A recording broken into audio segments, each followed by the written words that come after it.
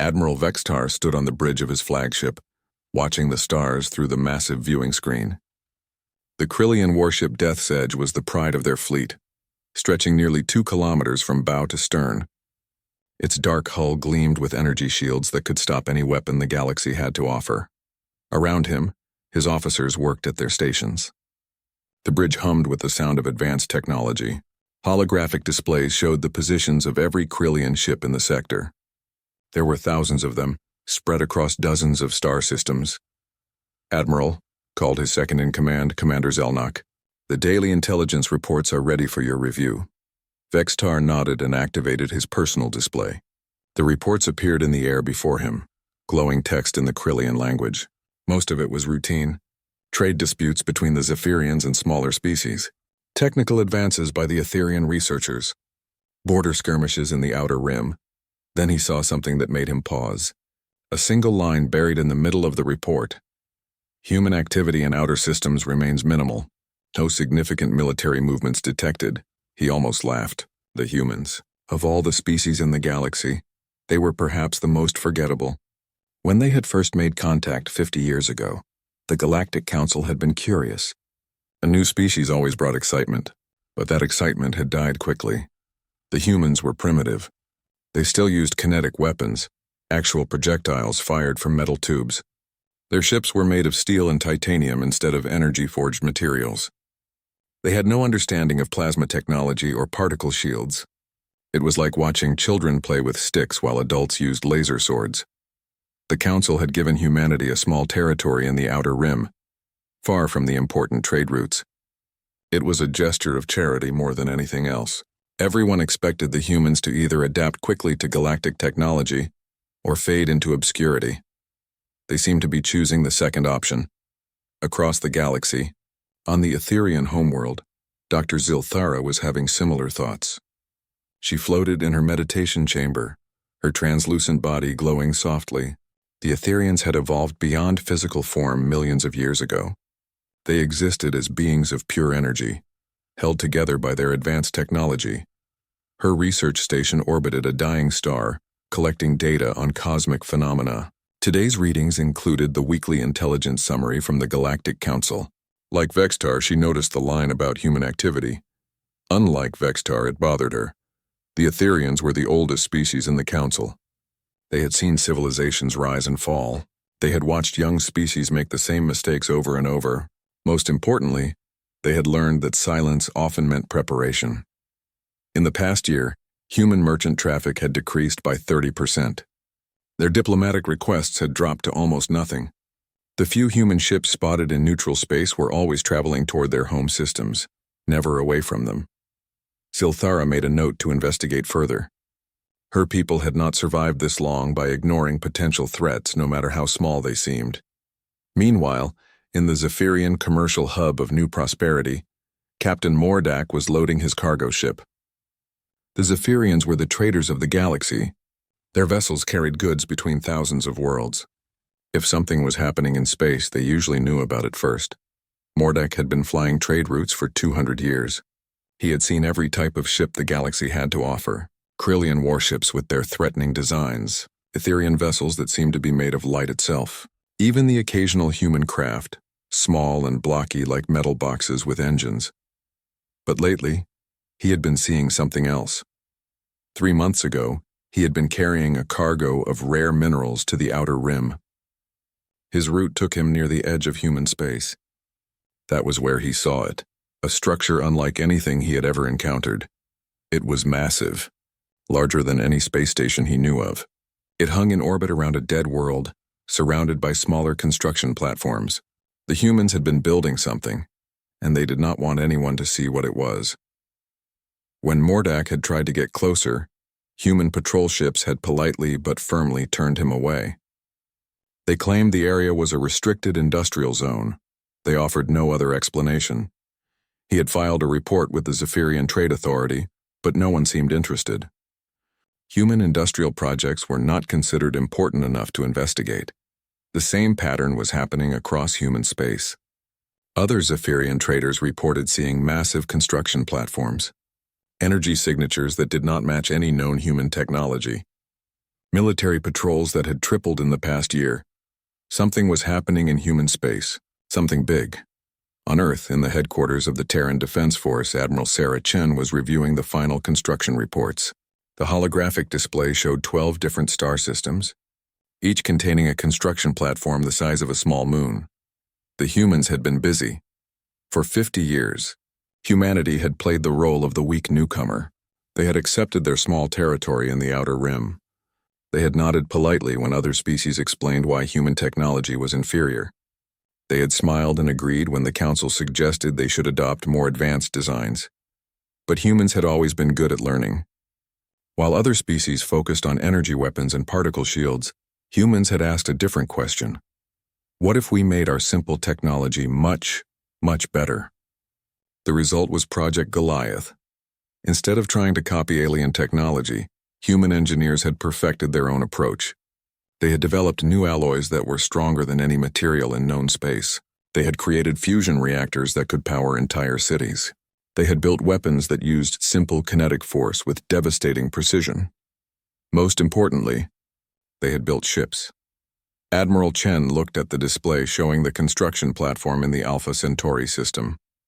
There, nearly complete, was the UES Indomitable. She was 15 kilometers long and 3 kilometers wide. Her hull was made of a titanium steel composite that could stop energy weapons cold. Her weapons were railguns capable of accelerating projectiles to 20% of light speed.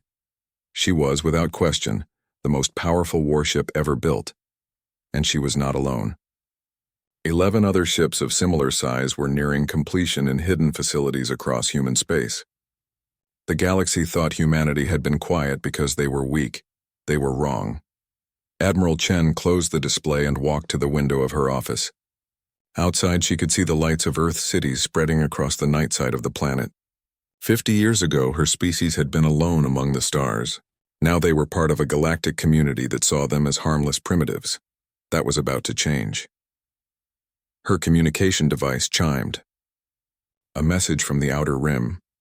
Admiral, this is Captain Vasquez aboard Platform 7.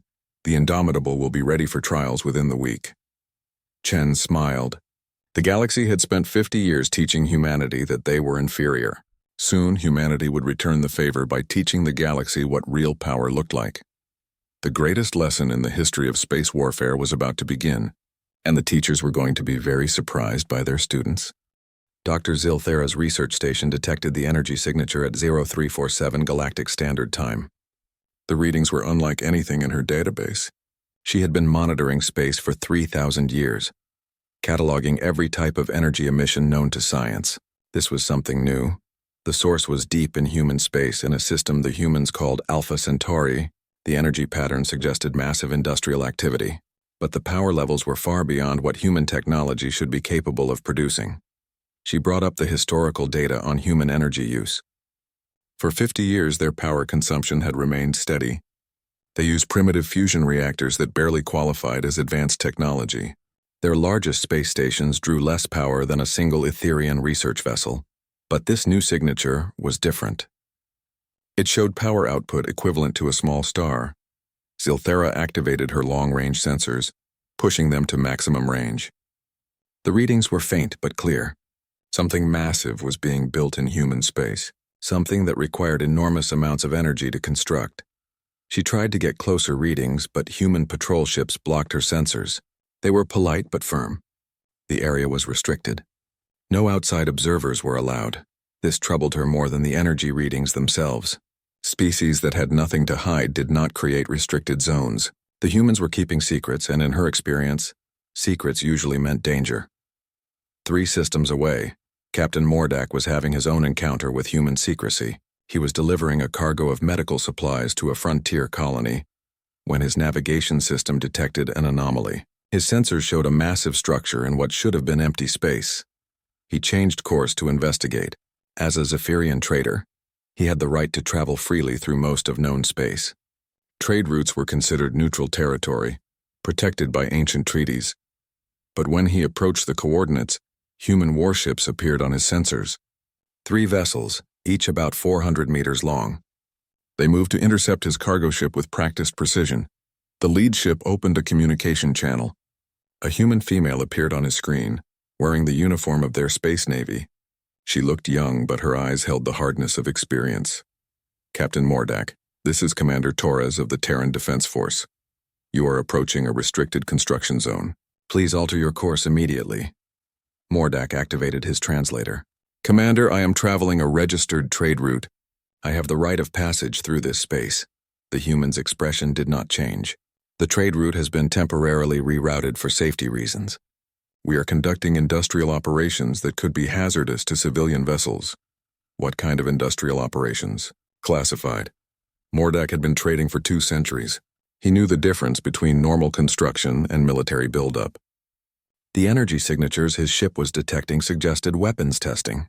Massive weapons testing, but he also knew better than to argue with armed ships. He altered course as requested, but made detailed recordings of everything his sensors detected. The Zephyrian Trade Authority would want to see this information. As his ship moved away, he caught a glimpse of what the humans were hiding. It was only visible for a few seconds before they jammed his sensors, but it was enough. He had seen the edge of something enormous. A structure so large it had its own gravity field. Whatever the humans were building, it was bigger than any ship or station he had ever encountered. On the Krillian homeworld, Admiral Vextar was reviewing reports from across the galaxy. Most were routine military intelligence, ship movements, weapon tests, border disputes, the usual business of maintaining galactic order through superior firepower. One report caught his attention. It came from a Krillian merchant vessel that had attempted to trade with a human colony. The humans had refused to engage in commerce, claiming they were temporarily suspending all outside trade for internal development projects. This was unusual. Human colonies always needed trade goods. Their primitive technology required constant imports of advanced materials. For them to refuse trade suggested they either had found new sources of supply or no longer needed outside help. Neither possibility seemed likely. Vextar pulled up a map of human space. Their territory was small compared to the major powers, but it was growing. Not through conquest or negotiation, but through simple expansion. Human ships had been spotted in dozens of previously uninhabited systems, establishing mining operations and construction facilities. The pattern was clear to anyone trained in military intelligence. The humans were consolidating resources and building infrastructure. It was the classic preparation for either major expansion or major conflict, but that made no sense. Humans were not a military threat. Their entire space navy consisted of perhaps 100 small warships. Their ground forces used projectile weapons and metal armor. They were 50 years behind the rest of the galaxy in military technology, unless they had found a way to make their primitive technology more effective. Vextar made a decision. He would send a reconnaissance mission to human space, not to start trouble but to gather information. The Krillian Empire had not survived by ignoring potential threats, no matter how unlikely they seemed. Meanwhile, deep in the Alpha Centauri system, Captain Elena Vasquez was reviewing the final construction reports for the UES Indomitable. The massive ship hung in space before her, illuminated by the light of 3 industrial platforms. She was beautiful in the way that only purpose-built machines could be beautiful. Her hull was dark gray, made from an alloy that absorbed energy weapons and dispersed their force harmlessly. Her surface bristled with weapon systems that had been tested in absolute secrecy. The Indomitable was not just a ship. She was a statement. For 50 years, humanity had listened to other species explain why human technology was inferior. They had been patient students learning everything they could about galactic civilization. Now it was time for the final exam. Captain, called her chief engineer, Lieutenant Commander Park. All systems are showing green. We're ready for the first full power test. Vasquez nodded. Begin power-up sequence. Bring fusion reactors to full capacity. The ship came alive around her. Deep in the Indomitable's core, 12 fusion reactors began their controlled burn. Each reactor was more advanced than anything humanity had built before. Together, they produced more energy than some stars.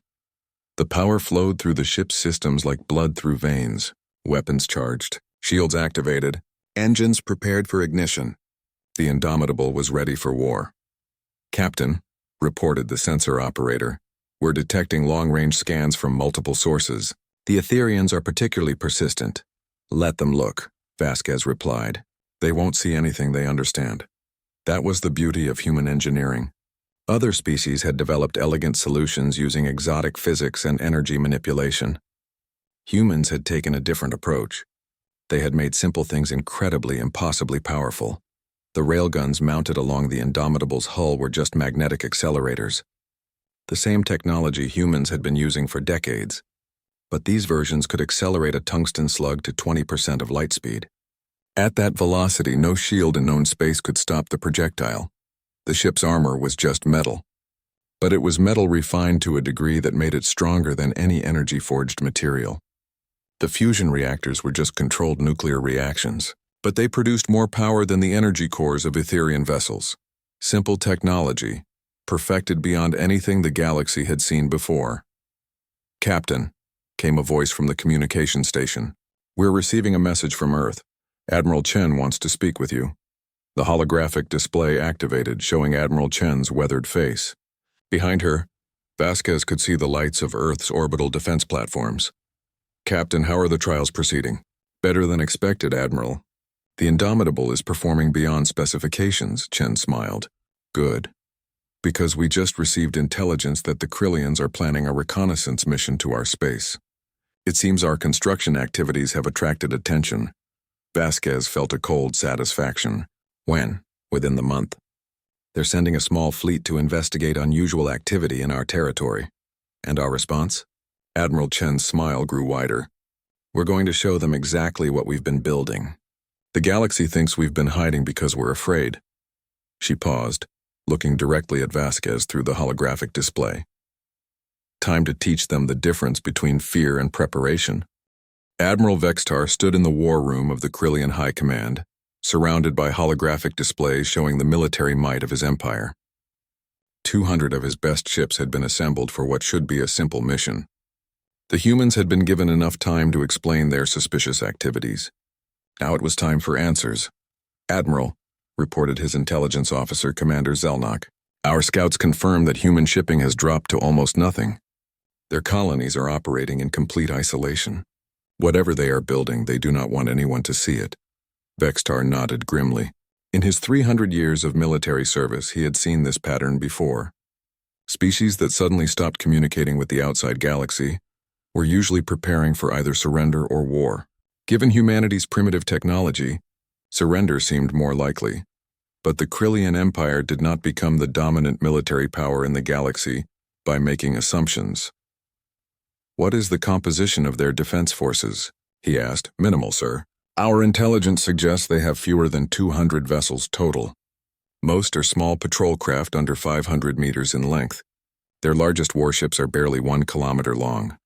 The numbers were pathetic by galactic standards. Vextar's flagship alone was twice the size of the largest human vessel. His battle fleet could destroy the entire human navy without suffering significant losses.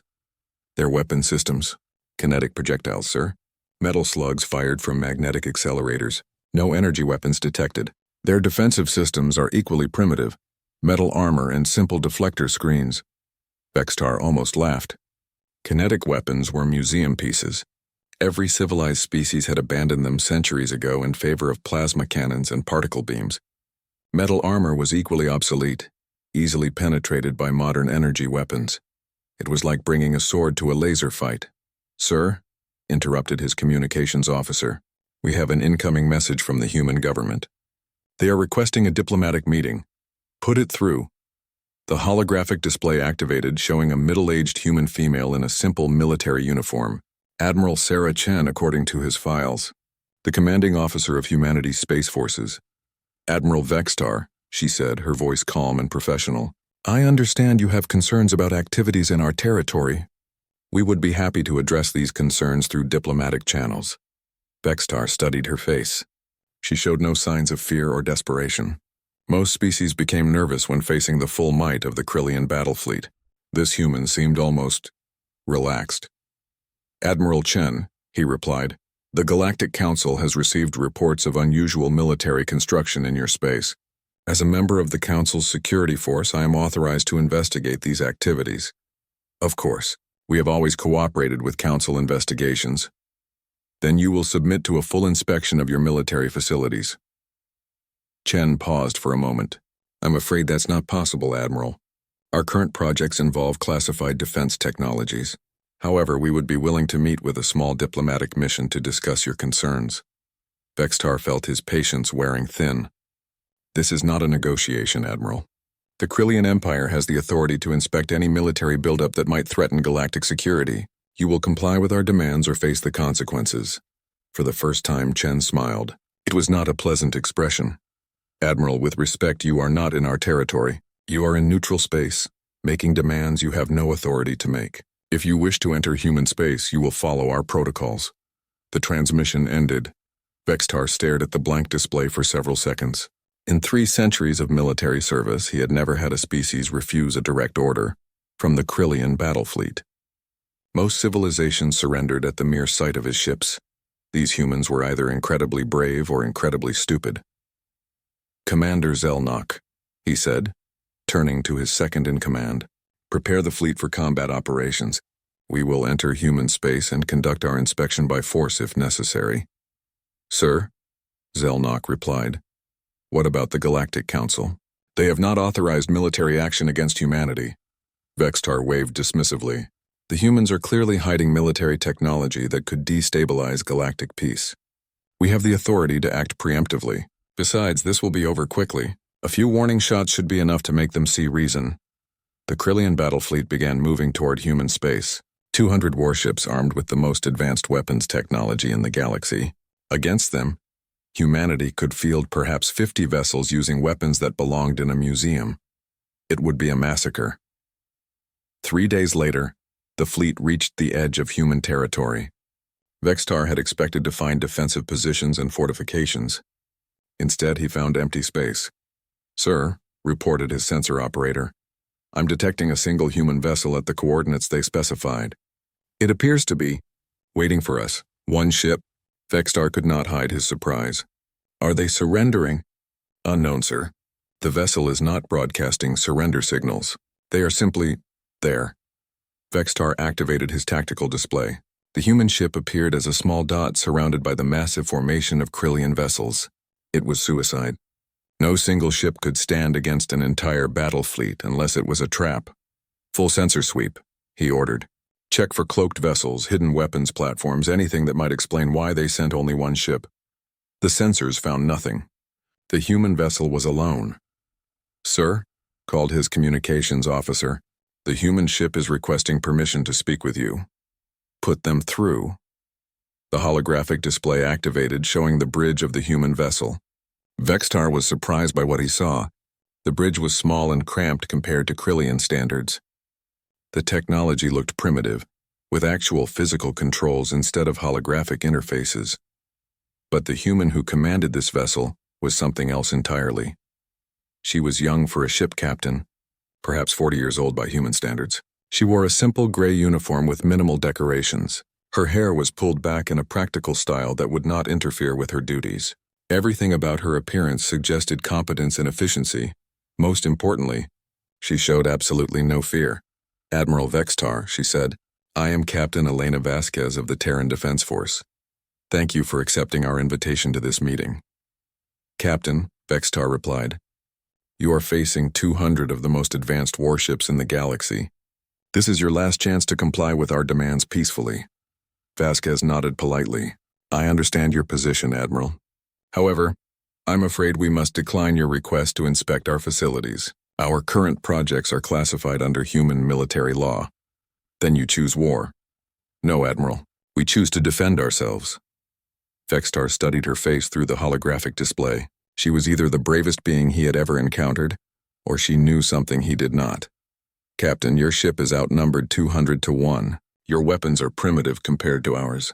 Your armor cannot withstand our particle beams. This is not a battle you can win. For the first time, Captain Vasquez smiled. Admiral, with respect, you are making several incorrect assumptions about our capabilities. But I understand your position. You have been told that human technology is primitive and ineffective. You have been told that we are not a military threat. She leaned forward in her command chair. Would you like us to demonstrate why those assumptions are wrong? Vextar felt a chill run through his body. Something in her voice suggested that she was not bluffing. Captain, he said slowly, what exactly are you flying out there? Captain Vasquez's smile grew wider. Admiral, may I present the UES Indomitable, the first vessel of the new Terran Defense Force battle fleet. On Vextar's tactical display, the single small dot representing the human ship suddenly expanded. The computer system struggled to process what the sensors were detecting. The human vessel was not small. It had been running with minimal power signatures hiding its true size. The UES Indomitable was 15 kilometers long. Admiral Vexitar stared at his display in stunned silence. His flagship, the pride of the Krillian fleet, was less than 2 kilometers long. The human ship was larger than some space stations. Impossible, he whispered. Captain Vasquez heard him through the open communication channel. Admiral, you said this was not a battle we could win. You were wrong about something very important. What? This is not a battle at all. The bridge of the Death's Edge fell silent as Admiral Vextar stared at his tactical display. The readings had to be wrong. No ship could be that large. His sensors were malfunctioning, or the humans had found a way to create false readings. But deep in his military mind, trained by 3 centuries of combat experience, he knew the truth. The readings were correct. The human vessel was exactly as large as his instruments indicated. Commander Zelnok, he said, his voice barely above a whisper, confirm sensor readings on the human vessel. His second-in-command worked frantically at his console. Sir, all sensors confirm. The vessel is approximately 15 kilometers in length, 3 kilometers in width. Mass readings suggest heavy armor plating throughout the hull. Weapons? Unknown, sir. The ship appears to be running at minimal power. We cannot get clear readings on their offensive capabilities. Vextar felt sweat forming on his scaled skin. In his entire career, he had never encountered a vessel larger than the Etherian command ships, which stretched perhaps 5 kilometers at most. This human battleship was 3 times that size. On his communication screen, Captain Vasquez waited patiently. She seemed to be enjoying his shock. Captain, he said, trying to keep his voice steady, your ship is impressive, but size alone does not determine the outcome of battle. My fleet carries the most advanced weapons in the galaxy. I understand that, Admiral. Your particle beams and plasma cannons are very sophisticated. The Krillian Empire has spent centuries perfecting energy-based warfare. Then you understand that your primitive kinetic weapons cannot penetrate modern shielding. Captain Vasquez nodded thoughtfully. That's what we were told when we first joined the galactic community. Your energy shields can stop any projectile no matter how fast it travels. Exactly. There's just one small problem with that theory, Admiral. Vexitar felt his stomach tighten. What problem? Your shields were designed to stop projectiles traveling at conventional velocities. But what happens when a projectile travels at 20% of light speed? The question hit Vextar like a physical blow. 20% of light speed was impossible. No magnetic accelerator could achieve that velocity. The power requirements alone would drain the reactor of any known ship, unless the ship was large, enough to carry reactors powerful, enough to generate that kind of energy. You're bluffing, he said. Captain Vasquez shrugged. Admiral, would you like a demonstration? I can target one of the asteroids in this system. You can observe the results with your own sensors. Vextar looked at his tactical display. The Krillian fleet surrounded the human vessel in a perfect attack formation. 200 ships against 1. Even if the human ship was as powerful as they claimed, the numerical advantage was overwhelming. Captain, even if your weapons are as advanced as you suggest, you are still outnumbered 200 to 1. Mathematics is not on your side. Admiral, you're assuming we came alone. The tactical display erupted in new contacts. Ships were appearing throughout the system, emerging from behind asteroids and gas giant moons where they had been hidden. Not small patrol craft, but vessels similar in size to the Indomitable. Vextar counted 12 ships total. Each one was larger than his entire battle group combined. Impossible, he breathed. No species could build ships like this in secret. The resources alone— Admiral, Captain Vasquez interrupted. Humanity has been very busy for the past 50 years. While other species focused on improving their energy weapons, we focused on improving our logistics. We built mining operations in dead systems. We established automated construction facilities. We developed industrial techniques that could build ships like this without anyone noticing. She leaned back in her command chair. We learned everything we could about galactic warfare. Then we found ways to make it obsolete. Vextar's mind raced through the tactical possibilities. 13 human battleships against 200 Krillian vessels. The numbers still favored his fleet, but not by as much as before. And if the human weapons were truly as powerful as they claimed, "Sir," called his weapons officer, "the human ships are powering up their weapon systems. All vessels, raise shields to maximum power," Vextar ordered. "Prepare for combat." The Krillian fleet responded with practiced efficiency. Energy shields snapped into place around each vessel. Weapon systems charged. In seconds, 200 of the most advanced warships in the galaxy were ready for battle. Captain Vasquez watched the preparations with professional interest. "Admiral, your ships are very impressive. The Krillian military has always been known for its discipline and efficiency.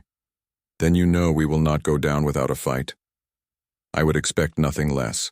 However, I should point out that this engagement is being broadcast on all military frequencies throughout the galaxy. The Etherian Council is watching. The Zephyrian Trade Authority is monitoring. Every major power will witness what happens here." Vextar felt a chill of realization. If his fleet was defeated, it would not just be a military loss. It would be a complete collapse of Krillian power and prestige.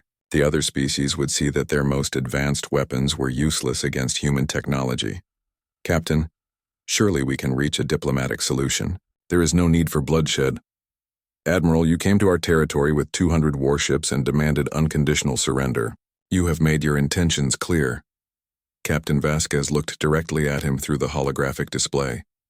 "Besides, this isn't about diplomacy anymore. This is about education." "Education?" "For 50 years, the galaxy has treated humanity as a primitive species with obsolete technology. Today, the galaxy learns why that was a mistake." She turned to someone off-screen and nodded. The UES Indomitable fired. The weapons were invisible to the naked eye. The railguns produced no beam, no energy discharge, no visible projectile. But Vextar's sensors detected the magnetic signatures. As 12 tungsten slugs accelerated to 20% of light speed, the projectiles crossed the distance between the human ship and the Krillian fleet in less than a second. They struck the leading vessels before the shields could even register the incoming threat. The results were devastating. The first Krillian destroyer simply vanished. The tungsten slug passed through the ship's shields, armor, and internal structure without slowing down. The vessel exploded from the inside as the projectile's kinetic energy tore apart every molecule in its path. The second and third ships suffered similar fates. Their advanced energy shields, designed to stop particle beams and plasma bolts, offered no protection against solid matter traveling at relativistic speeds. In 3 seconds, the Krillian fleet lost 3 vessels. "Return fire," Vextar screamed. The Krillian fleet unleashed everything they had. Particle beams lanced out from dozens of ships, striking the Indomitable's hull with enough energy to vaporize a small moon. The beam struck the human ship's armor and simply stopped. The advanced alloys absorbed the energy and distributed it harmlessly throughout the hull. The Indomitable showed no damage whatsoever. "Impossible," Vextar whispered. "Our weapons can penetrate any armor." Captain Vasquez's voice came through the communication channel, calm and professional. "Admiral, your weapons are designed to overcome energy-based defenses.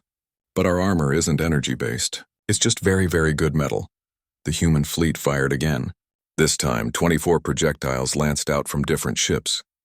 24 more Krillian vessels died in explosions of vaporized metal and escaping atmosphere. Vextar watched in horror as his fleet was systematically destroyed. His most advanced weapons were useless. His shields offered no protection. His ships were being eliminated with mathematical precision. "All vessels, retreat," he ordered. "Full power to engines, emergency jump to hyperspace." But it was too late. The human ships had positioned themselves perfectly, cutting off every escape route. As Krillian vessels tried to flee, they found their paths blocked by the massive human battleships. The Death's Edge, Vextar's flagship, was one of the last vessels to die. A single tungsten slug no larger than his fist passed through 2 kilometers of advanced Krillian warship like it was made of paper.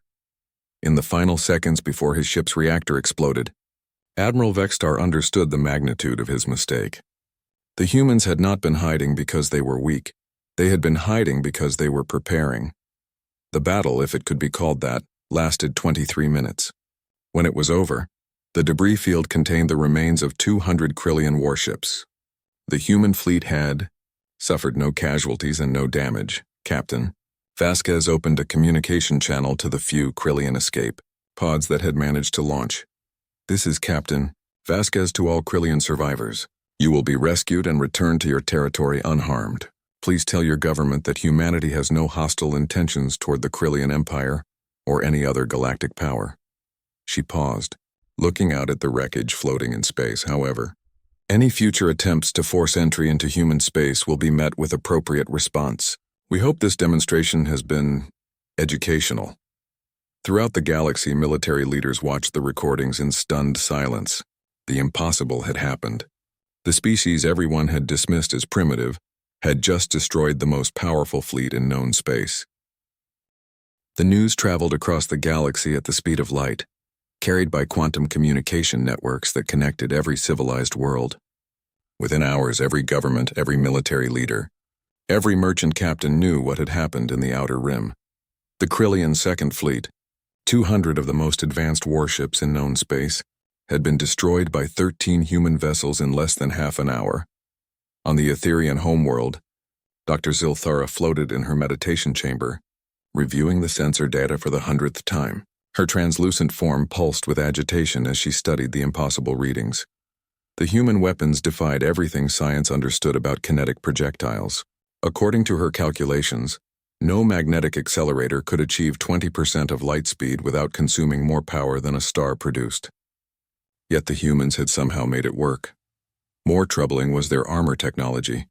Etherian particle beams could slice through any known material.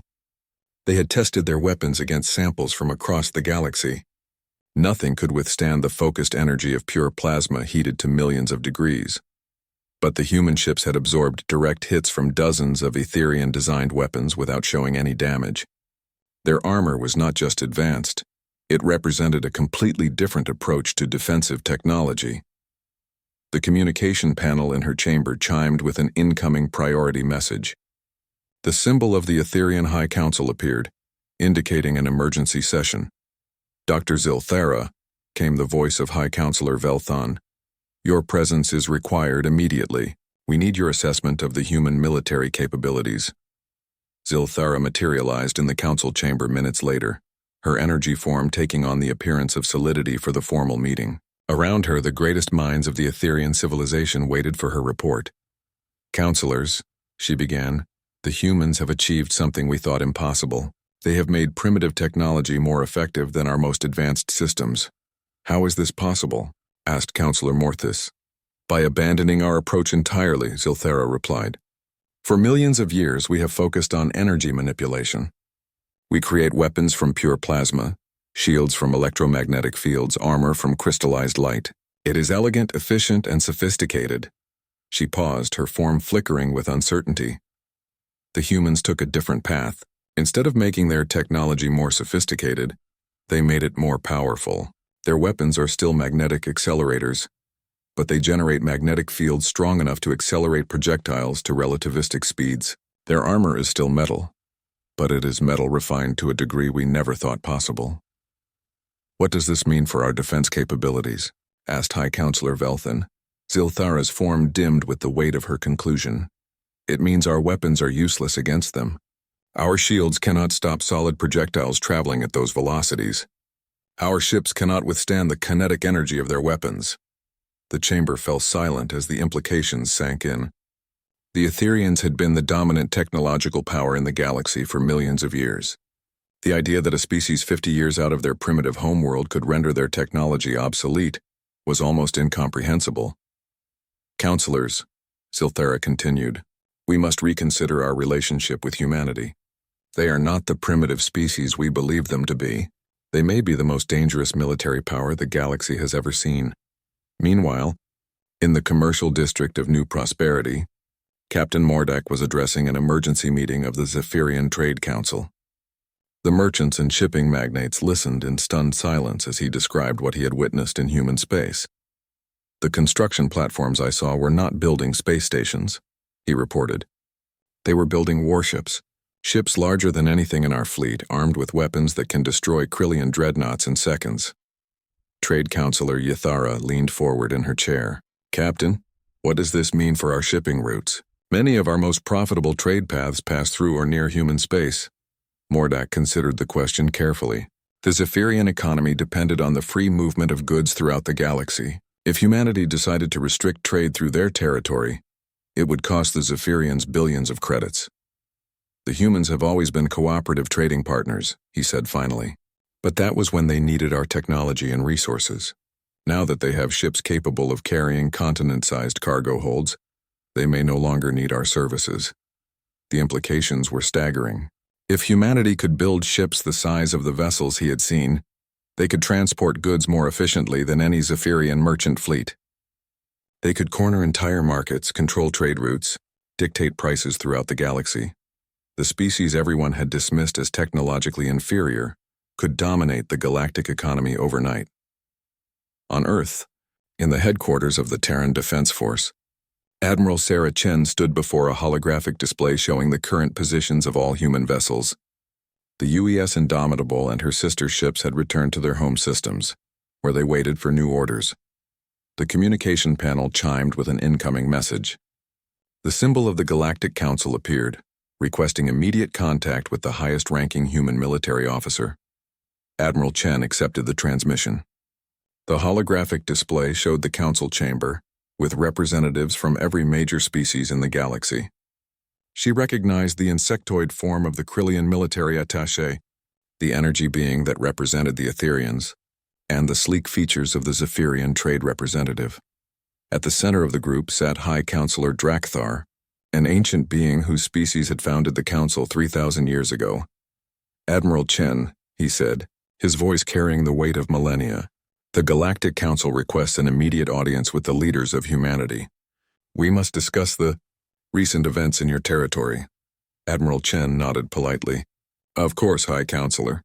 However, I should point out that the recent events occurred when a foreign military force attempted to invade human space. We merely defended ourselves by destroying an entire fleet with weapons that should not exist, by using our right to self-defense with whatever technology we possess. High Counselor Drakthar was quiet for a moment. In 3,000 years of leading the council, he had never dealt with a situation like this.